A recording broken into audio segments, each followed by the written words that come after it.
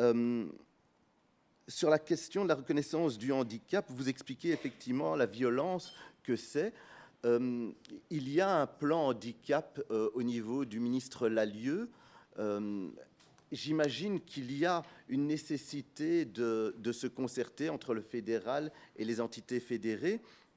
Je voudrais savoir si, dans le cadre de votre analyse, des éléments qui se trouvent dans ce plan d'action 2021-2023 ont été intégrés, analysés, et s'ils répondent en partie aux attentes, puisqu'il s'agit d'un plan. Donc voilà, on se dit que c'est sur une longue période, mais si vous l'avez intégré dans votre réflexion.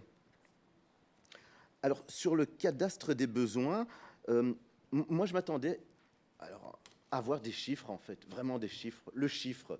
Là, j'ai l'impression que vous proposez plutôt une méthodologie. Est-ce que c'est comme ça que je dois comprendre votre intervention? C'est de dire, aujourd'hui, nous n'avons pas les outils et les moyens pour donner des chiffres, ou vous avez donné des chiffres, malheureusement, il était difficile de les recouper, et là, aujourd'hui, vous proposez une méthodologie, et si vous proposez une méthodologie, quand est-ce qu'on peut imaginer avoir des chiffres plus précis? Alors, vous direz, les politiques s'appuient uniquement sur des chiffres, mais voilà, il y a des discussions budgétaires, et les discussions budgétaires, c'est parfois aussi des chiffres. Donc voilà, est-ce une méthodologie ou...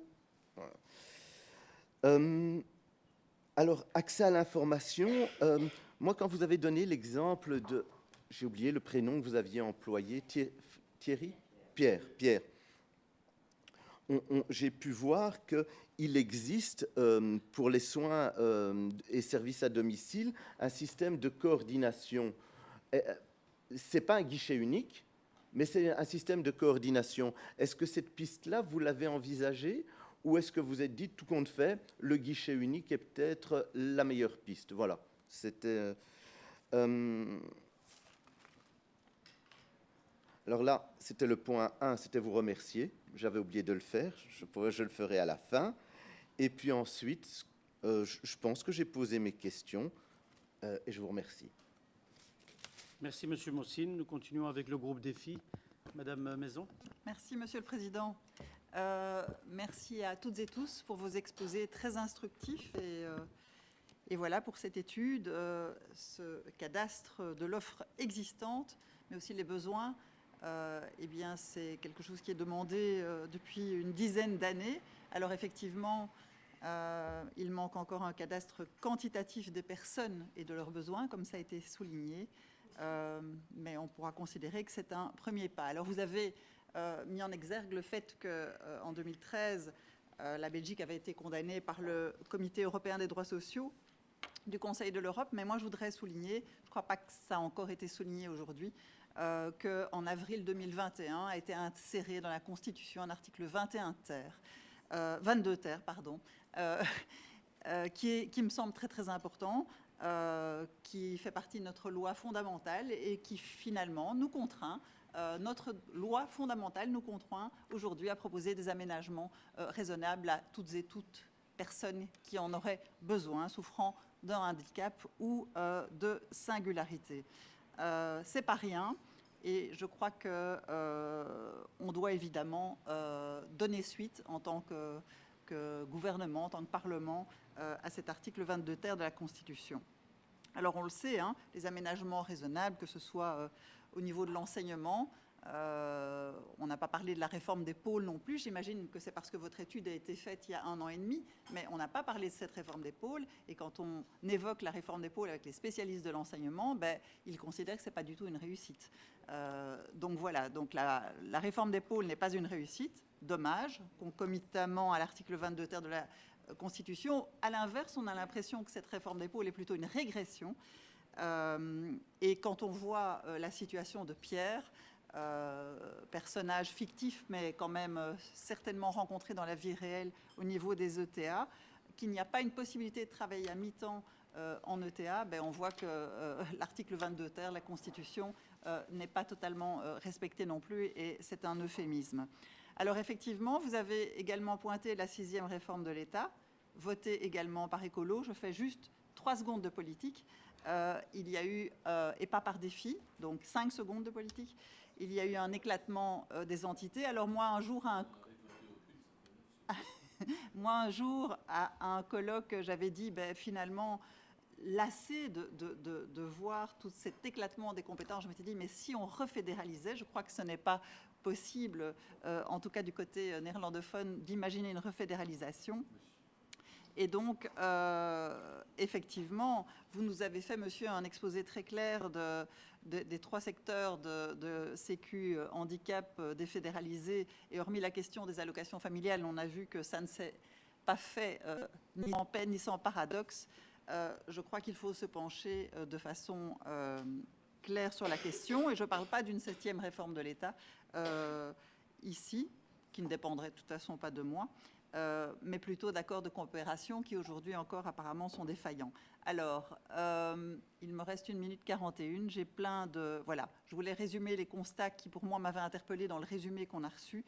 C'est la diversité des services proposés, mais le manque de place dans les structures d'accueil, singulièrement pour adultes avec handicap mental ou de polyhandicap. Quand on a vu aussi le recensement au niveau des aidants proches qui sont majoritairement quasi exclusivement des femmes, on comprend peut-être aussi l'urgence de la situation au niveau des familles pour les adultes lourdement dépendants.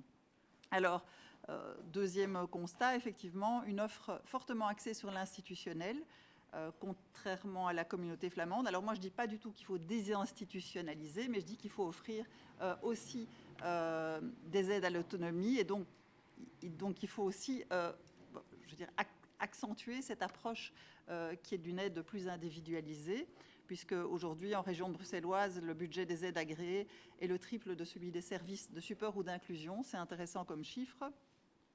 Et donc, effectivement, pointer aussi ce que j'avais fait, la recommandation pour les usagers de la mise en place de guichets uniques qui permettraient d'harmoniser, voire d'automatiser les accès. Alors, j'avais quelques questions, mais d'autres les ont posées, donc je ne vais pas être redondante. Je me demandais pourquoi les enfants n'étaient pas accueillis dans les centres d'hébergement organisés par la COCOM. Je crois que c'est une question importante qui a été soulevée. Celle de la définition du handicap aussi. Alors, on a vu les définitions du handicap qui existent en COCOF, qui sont reprises dans le décret inclusion, mais leur déclinaison finalement sur le terrain, on va dire, n'est pas aussi large que celle qu'on aurait pu entendre, n'existe pas en COCOM, mais s'inspire de la COCOF. Mais en COCOM, il n'y a pas de possibilité apparemment de s'écarter de cette reconnaissance du handicap par Iriscare et donc de l'angle médical. En Flandre, l'aspect médical, apparemment, d'après ce que j'ai lu dans le résumé, n'est qu'un critère parmi d'autres. Et donc, ça semble plus adéquat par rapport aux exigences internationales et à ce fameux article 22 de la Constitution. Donc, comment imaginez-vous pallier ce problème? Comment pourrait-on évoluer vers un autre modèle? Alors, voilà, évidemment, question très importante de l'accessibilité à l'information qui a été rendue encore plus prégnante dans votre exposé. Excusez-moi, hein, j'ai pris des notes ici au débeauté. Je voulais vous poser une question par rapport au résumé. Enfin, il y a 3 questions plus ponctuelles.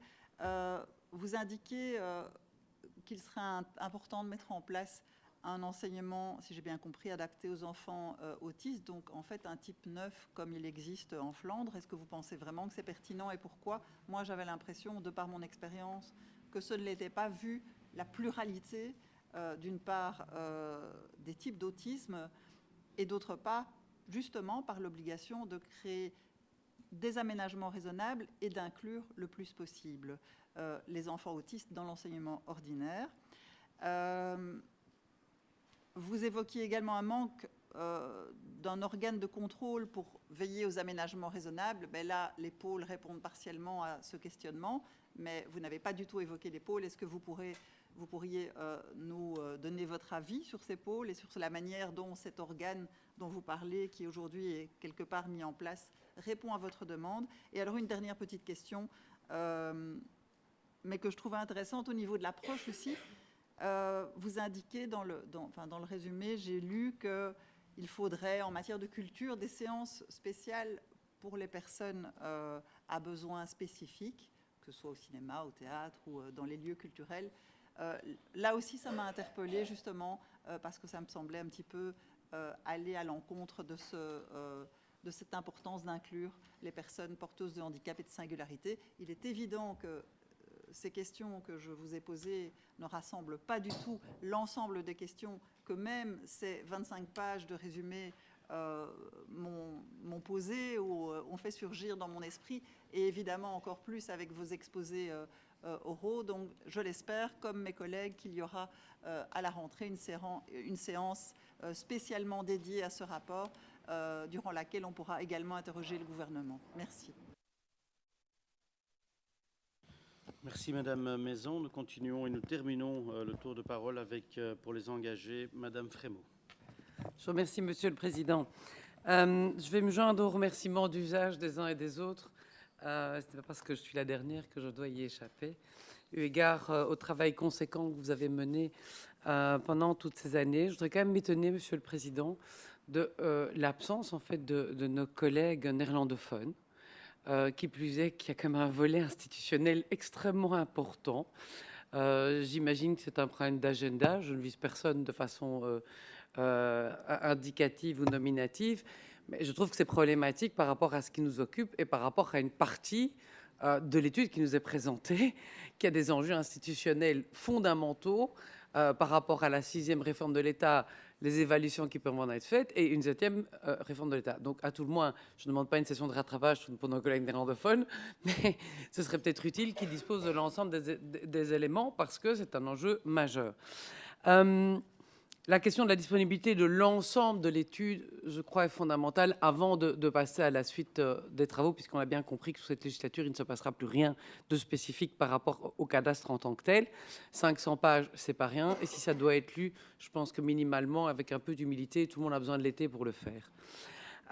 D'avoir aussi une demande générale sur laquelle je m'interroge. Donc aujourd'hui, il y a une présentation qui s'opère avec les ministres compétents COCOF et COCOM, de savoir en fait si les institutions concernées, si les personnes qui ont été auditionnées pourront bénéficier d'un suivi de cette, en tout cas, synthèse et résumé du rapport final, parce que si on veut, je trouve, travailler à niveau équitable et avec celles et ceux qui ont donné du temps et celles et ceux qui donnent du temps au quotidien, je crois que ça vaudrait vraiment la peine de pouvoir prendre le temps de présenter, comme ça a été fait aujourd'hui, au secteur d'une part, et le secteur qui est présent ici, en fait, soyons de bon compte, il a été averti par les députés il y a 4 jours de la tenue de la commission aujourd'hui, mais à mettre tout le monde à un niveau égal, les institutions, le secteur associatif, celles et ceux qui sont des acteurs majeurs en matière de handicap.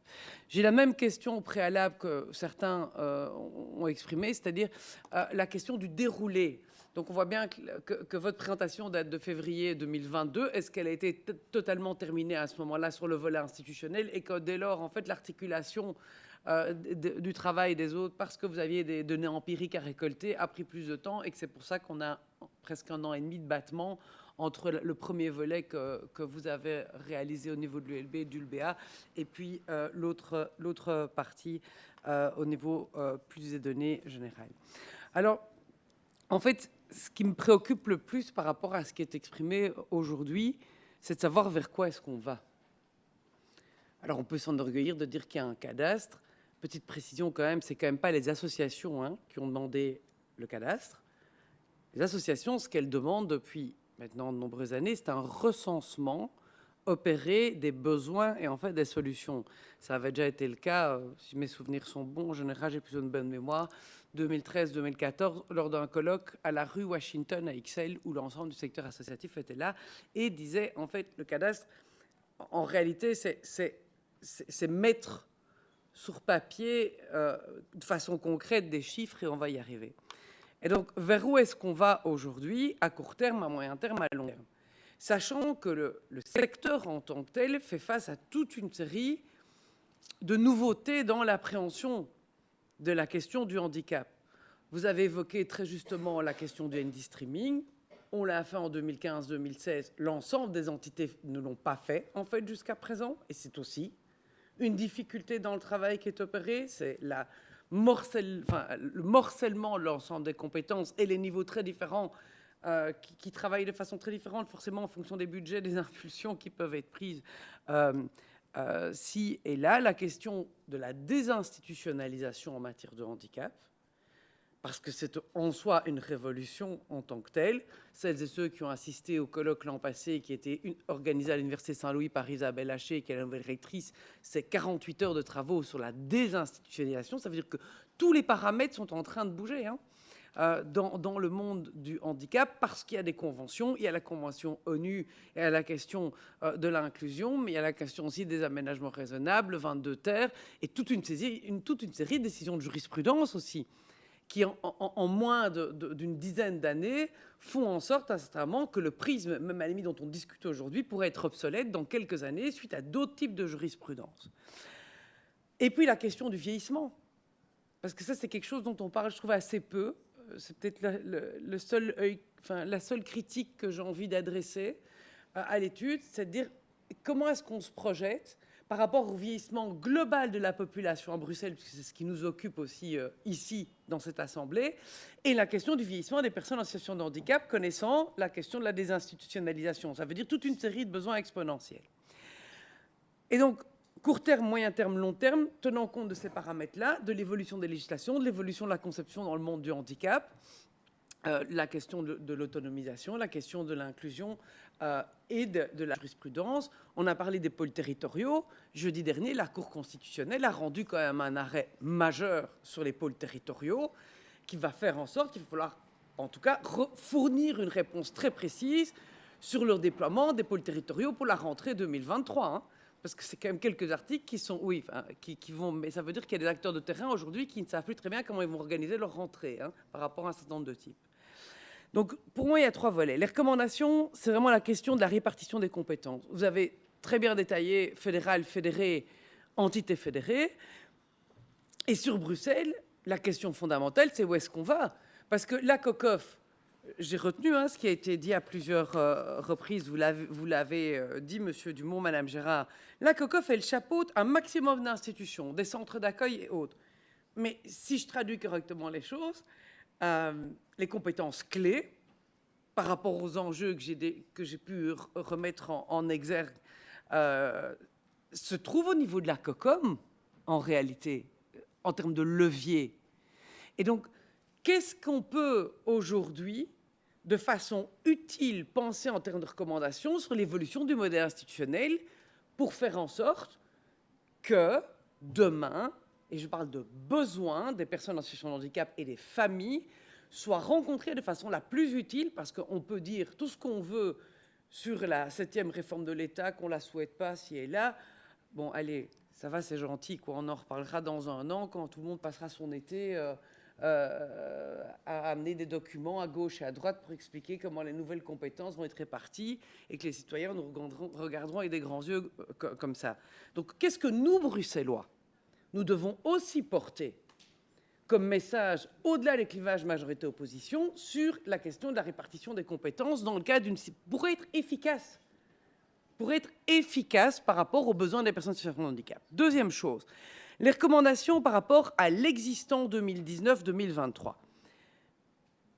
Il y a quand même aujourd'hui un certain nombre d'obligations et de plans, me semble-t-il, qui ont été adoptés, des plans d'investissement sur la création du nombre de places, et ça, on a besoin de données chiffrées. Comment se sont déployés les plans, avec quel type de budget, parce que la question des chiffres, elle est essentielle pour pouvoir la quantifier. Il y a un certain moment, d'ailleurs, dans votre PowerPoint, des chiffres, c'est le nombre de places qui ont été créées sur les législatures, les plans d'investissement avec quels moyens et comment est-ce qu'ils se déploient par ailleurs après. Et puis toute l'articulation avec la déclaration de politique générale. Si vous reprenez la COCOF, connaître les besoins et mieux y répondre, programmation générale reposant sur une étude approfondie des besoins et de l'offre existante s'avère indispensable. Comment est-ce qu'on articule avec ce cadastre? Est-ce que c'est le cadastre dont on parle ou pas? La COCOM, le gouvernement souhaite la création d'un dispositif d'information qui sont aujourd'hui coordonnés sur le handicap, avec une coopération entre entités. Site internet unique, formation adéquate. Donc, en fait, vers quoi est-ce qu'on va aller? Entre les plans d'investissement en cours, quels en sont les bilans? Les DPG, on dit, voilà, les cérébrolésés, on a besoin d'un centre, mais on ne le découvre pas. Ça fait 30 ans que la Bresse demande un centre. Il y a un terrain qui a été donné par le Fonds du logement il y a 5 ans. On sait très bien qu'il n'y a pas de moyens. On sait bien qu'il n'y a pas de moyens. Il ne faut pas les prendre pour des lapins de 6 semaines. Excusez-moi, ils vont faire le tour de tous les cabinets ministériels depuis 3 ans. On leur dit, allez au FEDER. Donc là, voilà. Et la troisième chose, c'est les recommandations par rapport aux acteurs eux-mêmes. Et donc ça, c'est ce qu'on doit se positionner aujourd'hui par rapport aux auditions futures. Est-ce qu'il y a un consortium associatif qui doit être entendu et parler d'une même voix? Et je pense que c'est quelque chose d'utile. Et la deuxième chose, c'est effectivement les ministres compétents avant les discussions budgétaires 2024. Parce qu'on ne va pas faire de l'occupationnel pendant 6 mois ici. Moi, je veux bien venir, je serai là, il n'y a pas de souci. Mais le secteur associatif, comment est-ce qu'il réagit? L'institutionnel en tant que tel. Et puis les ministres compétents, parce qu'ils doivent aussi répondre à ce qu'ils ont produit en fonction des moyens budgétaires et des moyens humains. Merci, merci Madame Frémaux. Alors, après ce tour de parole, je vais passer la parole aux experts. Merci, je vais prendre la parole en premier parce que malheureusement je dois partir à 17h15. Je m'en excuse, mais évidemment, si vous avez d'autres questions, s'il y a des questions auxquelles je n'aurais pas répondu, n'hésitez pas à nous contacter directement et on sera ravis d'ajouter des compléments à ce que je vais dire maintenant. Alors, je vais d'abord remercier tous les partis politiques, j'imagine, pour leurs remerciements sur la réalisation du rapport. Ça fait plaisir à entendre. Maintenant, quelques réponses par rapport à différentes questions. D'abord, voilà, j'ai l'impression que certaines interventions suggèrent que voilà, il y a une différence entre ce qui se passe sur le terrain et les chiffres. Évidemment que l'objectif n'est pas d'opposer l'un et l'autre. L'idée, c'est d'objectiver à travers la relation d'un cadastre la situation actuelle et que, une fois qu'on a une idée claire de la situation actuelle, d'essayer de voir quelles seraient les politiques qui pourraient être mises en place et où le bas blesse. Et je pense que ça peut être frustrant de devoir passer par l'étape cadastre. Et j'entends, il y a énormément d'interventions qui concernaient, voilà, il faudrait faire ceci, cela, il faudrait, au moment du budget, allouer tel ou tel montant. Mais je pense que c'est l'étape qui suit et que pour savoir quelle serait la politique qu'il faudrait mettre en avant, il faut d'abord avoir une idée de ce qui se passe sur le terrain, tant au niveau de l'offre et de la demande. Troisièmement, je pense que c'est toujours difficile de vouloir mettre des chiffres. Si c'était facile, ben on ne serait pas là. Et si c'était facile, vous l'auriez déjà fait depuis longtemps et vous n'auriez pas besoin de nous. Et donc, dès qu'on veut essayer de chiffrer l'usage de certains outils, l'accès à certains centres, ben évidemment qu'il faut faire des hypothèses parce que les données administratives ne sont pas accessibles ou ne sont pas disponibles ou n'existent pas. Et ça rend l'exercice plus compliqué et parfois imprécis. Mais ça ne veut pas dire que, en tout cas c'est comme ça que nous on envisage les choses, à partir du moment où on est transparent sur les hypothèses qu'on fait, que c'est mieux que de ne pas avoir de chiffres du tout. Mais ça évidemment c'est mon avis, c'est notre avis. Alors maintenant plus spécifiquement quelques points qui ont été évoqués. Le premier c'est que je pense que la question sur l'accès à l'information et tous les outils et la complexité de ce qui existe, je pense qu'il faut faire attention de ne pas se dire que simple, c'est mieux. Je ne pense pas que c'est ça que vous essayez de dire ou que nous, on essaie de dire. Là où ça devrait être plus simple, c'est l'accès à l'information. Pas spécialement au fait qu'il existe autant de services qui répondent à des besoins différents, à des moments différents. Et je pense que parfois, il faut faire attention de ne pas vouloir aller trop vite et mélanger les deux. Par rapport à une des dernières interventions sur la question du vieillissement, c'est effectivement une information qui se retrouve dans le cadastre. Donc, vous pouvez, pour toutes les informations qu'on a collectées, on a essayé de rendre l'accès aux indicateurs en différenciant les bénéficiaires âgés, au-delà de 60 ans et en dessous. Idem pour les questions de genre. L'intervention par rapport à tout ce qui est, voilà, d'un côté, il faut collecter plein d'informations de plein de sources différentes, mais attention au respect de la vie privée, ça va de soi. Mais en même temps, je pense que voilà, ça se fait ailleurs ou dans d'autres domaines. Si on fait les choses comme il faut, il n'y a aucun souci, à mon avis, pour pouvoir essayer de mieux avoir une image plus exhaustive de ce qui se passe, tout en respectant les questions de respect de la vie privée. Pour tout ce qui est discrimination, et ça rejoint un peu voilà, la frustration que certains semblent avoir, c'est une question là, de politique, ce n'est pas une question de cadastre. C'est une fois qu'on a mis en place le cadastre, justement, ça peut donner des idées sur là où le bas blesse, là où il faudrait mieux comprendre les politiques qui fonctionnent et qui ne fonctionnent pas, que ce soit au niveau du genre, au niveau des discriminations. Par rapport à l'intervention sur les aidants proches, ça ne se retrouve pas dans le cadastre, mais ça se retrouve dans le rapport. Il y a toute une section qui discute de ce point-là. Oui, alors par rapport à la liste d'attente et des délais d'attente, voilà, nous on a beaucoup réfléchi sur base de ce qu'on a pu collecter comme information dans le temps imparti. C'est la méthodologie qu'on a proposée et on est toujours ouvert à des mêmes méthodologies pour essayer de différencier par type de structure le problème. Parce que la question, c'est pas de savoir si on est aussi précis qu'on aurait voulu l'être, c'est de savoir si, par type de structure, on peut identifier là où les listes d'attente sont en moyenne plus importantes pour justement peut-être prendre des décisions politiques sur où mettre l'accent. Je continue à regarder mes notes. Oui, juste aussi de dire par rapport à cette question de politique publique et de se dire que voilà, le cadastre ne permet peut-être pas d'identifier ou de mettre en avant telle ou telle politique publique. Si vous prenez le nombre de bénéficiaires des centres de services agréés par le phare et que vous voyez qu'il y a par type de structure des différences en termes de genre, ben justement, en ayant cette information-là, ben vous pouvez décider de dire, ben, OK, ben voilà, ça ne sert à rien de réfléchir à la dimension genre pour un type de structure où il n'y a pas un problème, il y a une égalité homme-femme, mais pour un type de centre où il y a extrêmement peu de femmes qui ont accès, ben peut-être que là, il faut mettre l'accent sur cette dimension-là. Et grâce au cadastre, il y a sans doute moyen de le faire pour d'autres dimensions. Voilà, encore un tout grand merci pour toutes vos questions. Seconde intervenante. Oui, je vous en prie, madame. Voilà. Alors, moi, je vais répondre à certaines des questions qui ont été posées pour l'équipe de juristes. Tout d'abord, par rapport au déroulé, la question qui est revenue plusieurs fois. Donc, effectivement, on a d'abord intervenu les juristes en parallèle aux économistes pour vraiment mettre à plat l'existant. Et ça a duré environ 5 mois et ça s'est terminé début 2022, pardon. Et parce que l'idée, c'était qu'on avait besoin d'abord d'avoir un cadastre, une image claire de ce qui existait pour qu'ensuite l'équipe de psychologues puisse intervenir sur cette base-là et partir de l'existant pour savoir en fait si ça correspondait ou pas aux besoins. Et donc effectivement, nous, on s'est arrêté déjà il y a un certain temps et en toute transparence, nous, notre rapport, le premier volet fait aussi 500 pages, donc on a 2 rapports de 500 pages. Le nôtre il est ici, donc vous allez avoir pas mal de lectures, je pense. Devant vous. Donc voilà, pour la question du déroulé.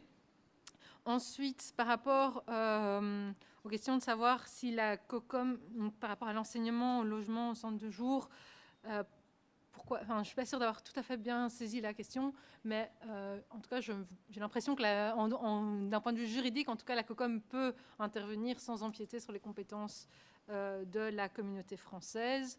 Maintenant, à voir pour quelles raisons ça n'a pas été fait, ça, je n'ai pas la réponse précise dans mes papiers, en tout cas.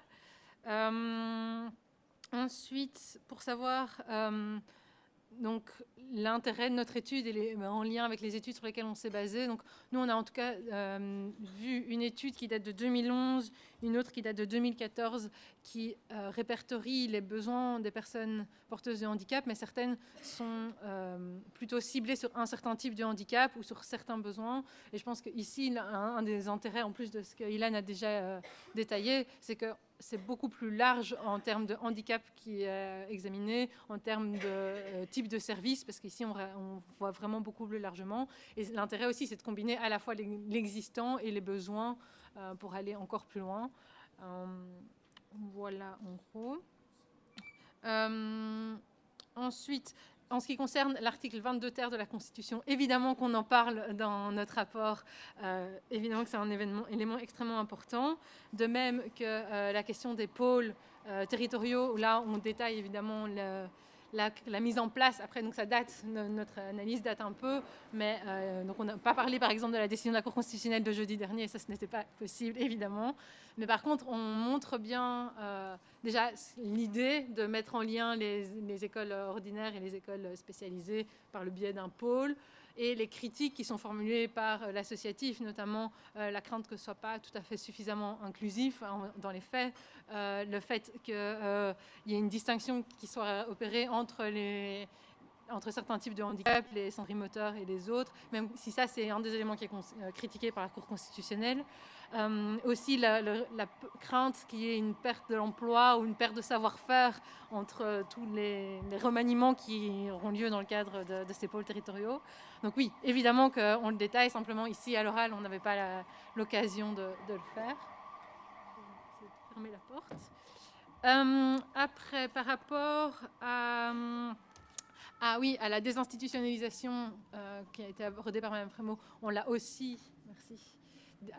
étudié plus en détail dans notre rapport, montrer plus d'où ça vient, les considérations du du comité des droits des personnes handicapées, et notamment son projet de décret, non pas de décret, pardon, son projet de directive de septembre 2021 qui va vraiment particulièrement loin dans la notion de désinstitutionnalisation, où on en est presque à... Enfin, on pourrait parler d'institutionnalisation dans la sphère privée aussi, même selon eux. Donc voilà, ils vont effectivement vraiment très loin, et effectivement, ça risque de faire changer les lignes à ce niveau-là. Ensuite, voilà, je pense que je peux te passer la parole pour la suite. Oui. Un petit mot complémentaire peut-être pour essayer d'achever de répondre aux interpellations qui nous concernent plus directement, et puis on cédera la parole aux collègues de Actes qui sont debout depuis très longtemps et il fait chaud. Oui, d'abord une pré-remarque, mais donc, Sophie Gérald l'a déjà un peu mentionné, mais donc il y a un certain nombre de doléances que nous avons entendues au sujet de l'utilité de l'exercice, mais donc je vais encore simplement redire que l'objet de la recherche à accomplir et son timing était prescrit par le cahier des charges que nous n'avons pas rédigé, mais donc l'idée, ce qui nous a été demandé, était bien de travailler en deux temps, nous d'abord et puis les collègues ensuite, de manière à ce que le relevé des besoins puisse être adossé à notre travail d'identification de l'existant que nous devions réaliser en 4 mois, mais que nous avons fait, et nous en excusons, en 5 mois, mais le 5e mois était payé sur fonds propres. Voilà. Trois points alors pour ce qui me concerne simplement sur la VAPH et ses pratiques. Alors je ne connais pas le système de comptage qui a été mis en place, mais en revanche, il y a du côté de la Vlaamse pour personnes met handicap de très grosses files d'attente, me disent régulièrement mes collègues impliqués en matière de welzijnsrecht à la KU Leuven. Donc je ne sais pas s'il y a là un modèle à élitreiller à Bruxelles. De leur côté, j'entends très régulièrement l'écho de difficultés, voire de difficultés majeures. Donc je ne sais pas, à investiguer. Un deuxième point, en ce qui concerne le plan fédéral handicap de la ministre Lallieu, un point peut-être central qui concerne bien sûr les matières fédérales, mais un point qui peut concerner indirectement Bruxelles, c'est que l'une des idées centrales de ce plan fédéral est de revoir, de réviser la manière dont le handicap lui-même est défini et mesuré, mais défini et mesuré dans le système des allocations aux personnes handicapées. Et donc c'est autre chose parce que ça concerne le système des allocations fédérales aux personnes handicapées, mais ça nous intéresse quand même parce qu'un certain nombre de dispositifs bruxellois sont ouverts ou fermés aux personnes selon qu'elles sont jugées éligibles ou pas éligibles, elles sont jugées en situation de handicap ou pas en situation de handicap au sens du système fédéral. Et l'idée, en bref, pour ce qu'en dit le plan, mais c'est assez concis, est de passer d'une approche de l'approche médicale encore toujours dominante dans ce système à une approche plus hybride, une approche ou bien socio-médicale ou bien économico-médicale, et cela dans le but notamment de faire quelque chose de la Convention des Nations Unies relative aux droits des personnes handicapées que nous avons, la Belgique, ratifiée en 2009, mais dont nous n'avons pas encore fait grand chose. Concrètement, l'un des changements possibles, l'un des changements qui est étudié, consistera à passer d'un examen des situations individuelles par les médecins, allusion a été faite, les médecins de la DG personnes handicapées, les médecins de la Vierge Noire, dit-on encore souvent dans le milieu associatif, médecins qui n'ont pas toujours, pour parler franchement, très bonne réputation, à des examens multidisciplinaires, des examens dans lesquels les compétences des médecins seraient complétées par le regard de kiné, le regard d'ergo, le regard d'assistants sociaux, le regard d'infirmiers. Mais on en est là. Et, enfin, pour ma part, je n'ai pas connaissance de projets plus avancés à ce stade. Troisième et dernier point, avant de céder la place et la parole aux collègues. Mais oui, il y a eu plusieurs interpellations sur le volet plus strictement institutionnel. Donc je confirme à l'attention de M. Weitzman que l'accord de coopération guichet unique, à ma connaissance, ne crée pas un guichet unique. Du reste, le Conseil d'État, dans son avis sur le projet d'accord de coopération, l'avait relevé, avait été assez critique, mais les parties sont passées outre. Alors, on nous demandait, plusieurs d'entre vous demandaient de formuler éventuellement quelques recommandations sous l'angle institutionnel. Puisque ça a été demandé, je vais y répondre. Juste préciser que ce n'était pas l'objet de la recherche qui nous a été demandé, donc je parle ici uniquement pour ce qui me concerne, parce que la question est posée, mais donc je n'engage pas le consortium, nous n'avons pas examiné la question. Mon point, mais vous l'aurez compris, est simplement le suivant. Si, politiquement, on veut un guichet unique, si on veut, à Bruxelles, un environnement normatif unique plutôt que 3, COCOM, COCOF, VG. Si on veut un environnement réglementaire, alors le plus logique, me semble-t-il, c'est de faire monter en puissance, de continuer à faire monter en puissance, ça se fait déjà, la COCOM. À titre personnel, pas parce que j'aime beaucoup l'acronyme COCOM, mais parce que c'est le niveau de pouvoir qui, à Bruxelles, s'adresse à tous les Bruxellois, dans une logique territoriale. Et donc, alors on le fait déjà, on l'a fait en matière d'allocation familiale, ça a été fait très largement en matière de maisons de repos, de maisons de repos et de soins. Faire monter en puissance la COCOM, faire monter en puissance demain la région, si on ne s'embarrasse plus de distinction entre COCOM et région, c'est crucial pour avoir une capacité de pilotage avec une administration qui a un type de fichier Excel, sans devoir mettre en place des croisements de données qui en fait sont fort laborieux. Mais bien sûr, il ne faut pas s'en cacher, le prix à payer si l'on veut faire cela, c'est un retrait, et c'est fort sensible, ça ne m'échappe pas, un retrait des logiques unicommunautaires à Bruxelles. Ça veut dire qu'on aurait moins qu'aujourd'hui dans la capitale 2 espaces où francophones bruxellois et néerlandophones bruxellois ou flamands tout court, selon les matières, sont dans l'entre-soi. Ça implique de renforcer le droit de regard de chacun des 2 espaces culturels-linguistiques sur l'autre. Mais c'est clairement ce qui me concerne, ce à quoi je suis favorable. Venez, à vous. Très bien, merci. Juste par rapport à votre remarque par rapport à M. Weitzman, il a demandé à être excusé parce qu'il a dû rejoindre une autre réunion, et donc il va suivre les réponses que vous avez apportées. Voilà, je vous en prie, mesdames. Donc, concernant l'étude des besoins, on va encore avoir quelques éléments de réponse par rapport aux questions qui ont été posées.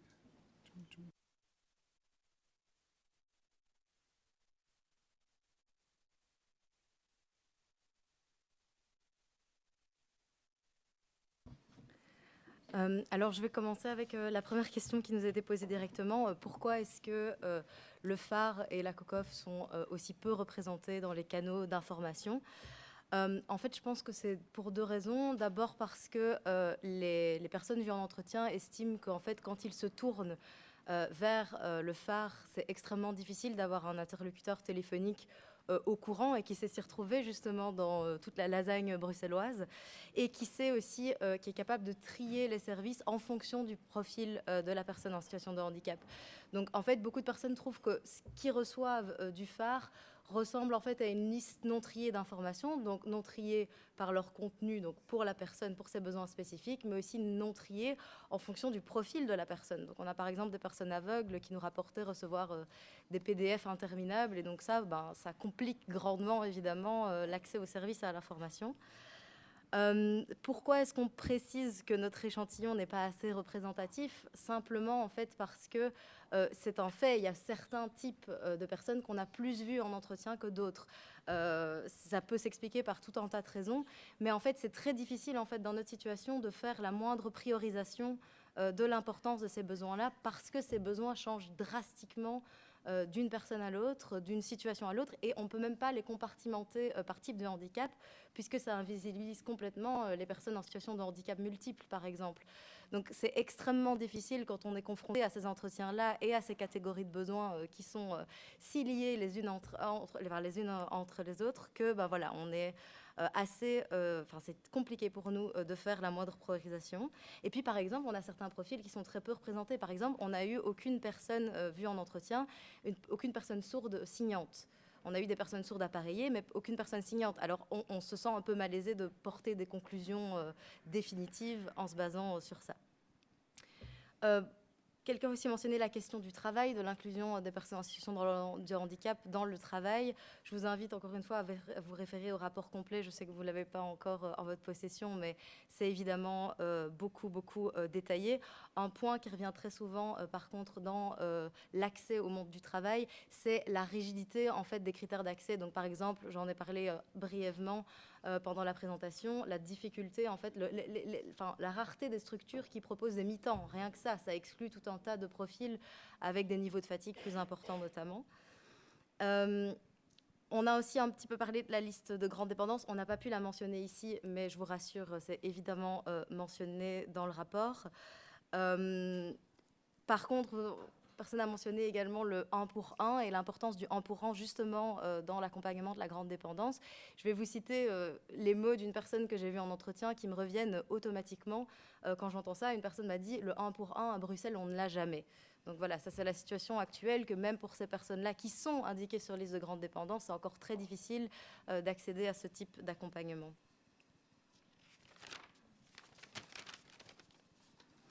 Alors à la question pourquoi ça coince, notamment l'information et l'accès à tous ces services-là, je pense que la complexité du système participe grandement. Hein. Je le répète encore une fois, mais parce que on n'en a pas forcément conscience quand on est dans ces administrations depuis longtemps et quand on est rodé au langage politique. Mais pour le Belge lambda, le Bruxellois lambda, c'est extrêmement compliqué de s'y retrouver. Et voilà, les sites d'information, les sites qui aident toutes ces personnes-là sont parfois très compliqués à décortiquer. Donc voilà, je pense que la base de données pourrait grandement, en tout cas une centralisation de tout ça, aiderait grandement dans l'accès aux informations en tout cas. Concernant l'importance des soins à domicile, pourquoi est-ce qu'on n'a pas mentionné ici? Encore une fois, je vous rassure, c'est un gros point évidemment dans le rapport. Par contre, une des difficultés, pourquoi est-ce que plus de personnes, dans le cas de Pierre notamment, n'utilisent pas plus les services qui coordonnent les soins à domicile? Pour plusieurs raisons. Dans l'exemple utilisé ici, Pierre était une personne autiste. Dans ces services de soins à domicile, quelque chose qui revient de manière récurrente, c'est les changements de personnel extrêmement fréquents, et pour une personne autiste, c'est extrêmement compliqué à appréhender. En plus, pour ces personnes qui sont isolées à domicile depuis très longtemps avec leur aidant, parfois pour la personne en situation de handicap, c'est très difficile d'accepter une nouvelle personne quand la seule personne habilitée à s'occuper d'elle au quotidien est son aidant, souvent la maman, on l'a mentionné. Donc voilà, il y a tout un tas d'éléments qui rentrent en compte dans cette problématique. C'est pour ça qu'éventuellement un budget personnel ou en tout cas une politique plus individualisée pourrait aider. Mais vous verrez dans le rapport, c'est vraiment adressé.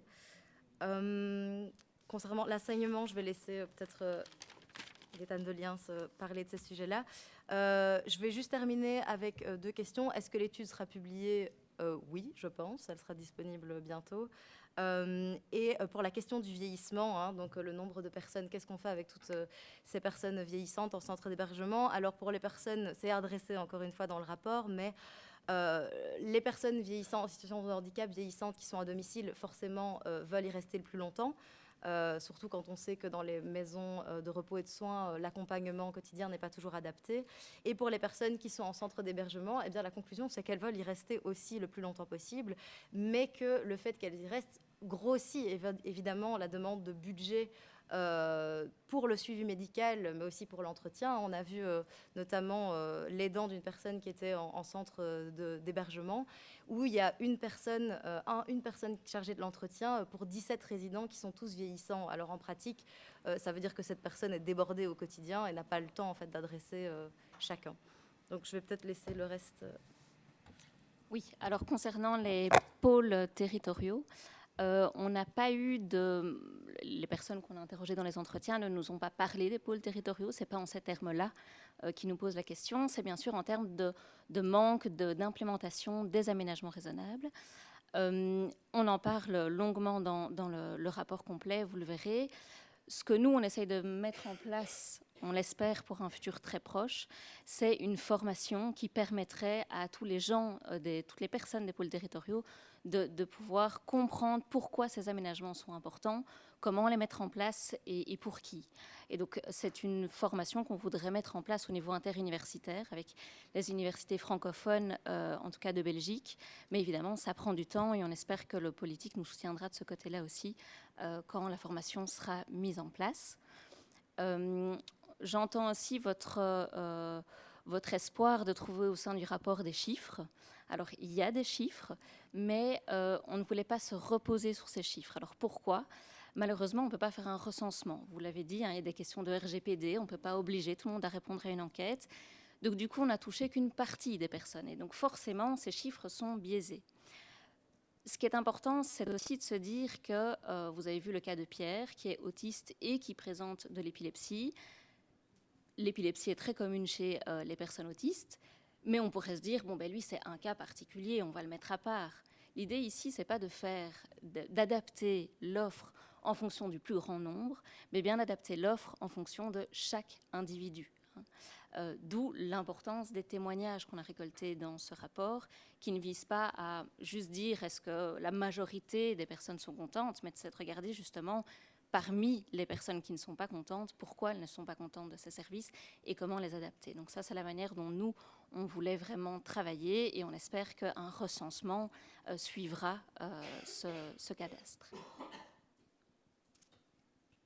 Voilà, merci beaucoup pour vos éléments de réponse. Je ne sais pas si les ministres souhaitaient également réagir, puisque on les avait invités juste pour faire l'introduction. L'important, c'était d'avoir les experts qui se sont penchés sur ces deux études et que nous allons demander de pouvoir recevoir et transmettre aux membres de la commission, mais également aux membres de la commission qui étaient excusés aujourd'hui. Ça, c'est le plus important. Et je pense que les différents commissaires, nous allons avoir largement le temps de lire dans un premier temps et puis d'interpeller les ministres par rapport aux orientations que nous allons prendre dans le futur. Merci beaucoup pour le temps que vous nous avez consacré. Et par rapport, nous allons donc clore les débats. Je voulais juste avant demander qu'on confirme la confiance aux rapporteurs, aux deux rapporteurs que nous avions nommés précédemment. C'est bien, donc il n'y a pas de remarques. Oui, Madame Frémaux ? Je voulais juste savoir, on va clôturer donc les auditions avec les rapporteurs, mais il y a beaucoup de parlementaires qui ont exprimé la demande qu'il y ait un deuxième volet. Donc ça veut dire que vous allez revenir avec une proposition de commission conjointe à la rentrée alors. Là, on verra, puisque nous avons déjà mardi dernier, par rapport à notre commission enseignement, handicap, COCOF, déterminé l'ordre des travaux futurs. Dans le cadre de l'ordre des travaux, on a déjà un cadre que nous devons poursuivre. Et ça fera partie dans un deuxième temps de voir quelle suite nous allons directement donner. Monsieur Moussine. En tout cas, pour le groupe Écolo, nous, on est d'avis qu'il faudra à la rentrée avoir des auditions, en tout cas des ministres. Et puis, en tout cas des ministres, pour nous, ça c'est prioritaire parce que je pense que les 1000 pages nous amèneront à nous poser énormément de questions. Et puis, ce que je propose, c'est que dans un deuxième temps, on réfléchisse comment on fait la suite avec l'associatif. Mais pour moi, si les présidents de commission peuvent déjà se concerter pour qu'à la rentrée, on ait les auditions des ministres, c'est essentiel. Oui. Et puis après, on verra dans un deuxième temps. Il y a juste une remarque, parce que si on donne confiance au rapporteur aujourd'hui, le rapport clôture la présentation. La présentation. Oui. Donc, moi, je propose de clôturer dans un premier temps par rapport à notre commission COCOF et de voir lors des travaux prochains d'en décider ensemble en commission de la suite que nous allons donner, mais nous ne sommes pas contre qu'il puisse y avoir une invitation des ministres en charge et qui puisse également... Pardon ? Je n'ai pas bien saisi. Oui. Autrement, on ne sait pas clôturer le rapport. Et on est obligé de clôturer le rapport parce que ne le pourrait clôturons suspendre pas. le rapport et puis que vous reveniez. D'accord. Et alors moi je trouve que les deux rapporteurs qui ont été désignés, M. Waitman et Mme Jamoul, sont tout à fait légitimes pour continuer le travail. Très bien. Quand les ministres on en prend acte. seront C'est pour ça prêts. qu'il était important de préciser, de clarifier Moi, je trouve sur que ce point-là. autant que tout se trouve dans un document. Procédons comme ça. Comme ça, les services savent également comment ils doivent procéder pour la suite. Pour nous, ce qui est important, c'est qu'à la rentrée, on rencontre, et que ce soit tout dans un même rapport, ça me semble plus pertinent.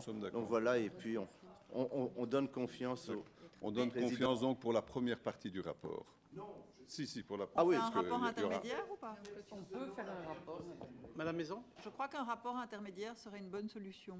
Oui. Comme ça, on a C'est pour ça qu'on l'ensemble des confirme. documents aussi, Pour la première plus les 1000 partie. pages pour pouvoir Absolument. préparer la séance de la rentrée. Donc nous allons confirmer la première partie et nous laissons ouvert pour la suite. Très bien. Est-ce que enfin, est-ce qu'on aura encore un petit moment? Parce que je ne veux pas retenir Mais pour les la COCOF, invités on a sur des aspects purement organisationnels, mais si on pouvait avoir un exemplaire de chacun des rapports de 500 pages reliés faits par les services, ce serait bien. D'accord. Si je pouvais, voilà. Par groupe, on entend. Un par groupe. Très bien. Je vous remercie. Très bien. Groupe reconnu. Très bien. Donc, je vous remercie pour votre présence au nom de mon collègue et moi-même, au nom des deux commissions. Merci pour votre disponibilité et la présentation. Travail qui n'a pas été évident puisque en 1h30, devoir synthétiser plus de 1000 pages et que la thématique est tellement vaste, nous allons donc nous pencher sur le résultat de vos études. Merci beaucoup. Comme ça, on peut libérer nos experts. Et juste un rappel par rapport à la COCOF, chers collègues, la semaine prochaine, mardi après-midi, nous aurons également une commission réunie Affaires sociales, enseignement, handicap. Merci. Donc, nous pouvons clôturer. Bel après-midi à toutes et tous. Merci, monsieur.